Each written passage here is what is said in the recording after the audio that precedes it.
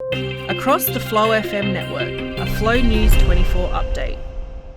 On the Flow Morning Show, we go to our political report from the Flow News desk, and I have Hannah Phillips with me this morning. Hi, Han, how are you? I'm going well, Wayne.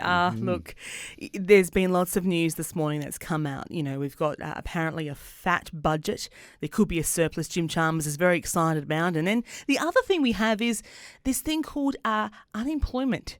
And it looks like it's creeping up just a little bit in the June month. So not good news in a sense for people who are looking for work, which is quite concerning. It is. So what we have, and Effie Zahos mentioned it earlier, that inflationary numbers are still not coming under control. We read this morning from our headlines that inflation expectations have increased again through this May week into June week. So now still up way above the 5.2% predicted at 5.9%. That means, as Effie Zahos has pointed out earlier in a program here on The Flow, that there will be a couple more rate hikes at the Reserve Bank. So there is going to be an expectation, even though we have this surplus that the government's talked about, they're saying it will be short-lived because of the issues associated with the ongoing battle of keeping inflation under check. Well, this is the problem, Wayne. We've seen 13 increases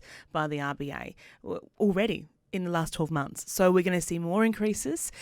People are going to have to start realising that you're going to have to eat at home. If we break this down into the real world scenarios and real world situations, it comes down to you're going to have to start eating food from the kitchen in your house. It's not for storing shoes like Carrie would on Sex and the City. It's actually for cooking in. So you actually now need to learn how to cook, and you're going to have to start realising your family budgets and sort of sit down and think, well, we're not going to do takeout anymore. We're going to actually sort of limit our spending and put it under control, because this is kind of going back to the early 1990s, Wayne, where we saw huge increases in mortgages, where people were 19% for their mortgages, and they had to do it tough. They took those benefits at work, the food allowances, and they took them home and they used them to pay for the grocery bills or pay for the power. Yeah, it's interesting. That's the era that we were buying our first home in, and we were up against that. And the unemployment factor does come into play here, because if you had a position or a job, then you worked really hard and you took as many hours as you could get in overtime to ensure that you could increase the income by a small amount, enough to be able to meet the increase that came each month when it came to the mortgage payment. I want to talk about the real unemployment. Now, this is interesting. We get this figure that we're still under 4% of people that are unemployed. It's actually not quite correct. When you look at those people that are underemployed, or those that were part-time employed but wanted to be full-time, or those that have now lost hours from, say, 4 days a week part-time down to 2 days a week because the companies have had to go back with their employment numbers, it's the part-time workforce that's being very heavily affected by what we call underemployment. Yeah, look, 2.99 million people are underemployed in Australia. They want to work more, there just isn't the hours. And then again, Wayne, if we bring this just back to the real world scenario, because, you know, we talk numbers here and people go, what are we talking about?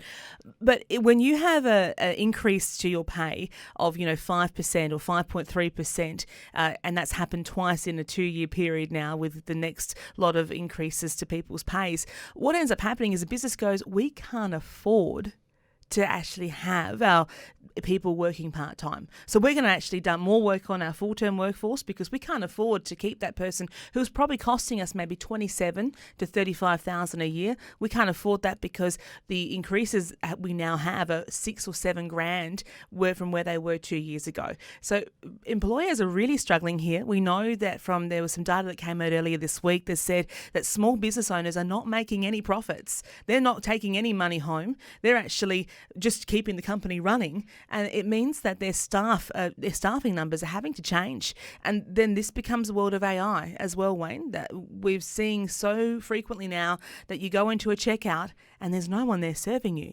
It's just a conveyor belt.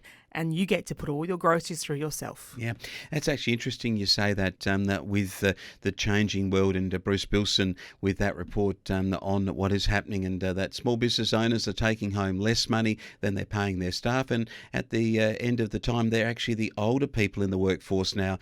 With small business ownership, people are over 50 years of age run small businesses. The younger generation simply aren't taking up that opportunity or that option, and so we are seeing a real change in the way in which our economy works, and there is this bracket creep that goes with it too as these wages go up, and it means that the people that are getting extra money are actually paying more tax, and therefore the government benefits, but the people don't really benefit from it, because ultimately we end up with less in our pockets. So we are in for a tough time, Hannah. Thanks for coming into the studio to discuss it with me, and we look forward to the article on Flow News 24. A Flow News 24 update.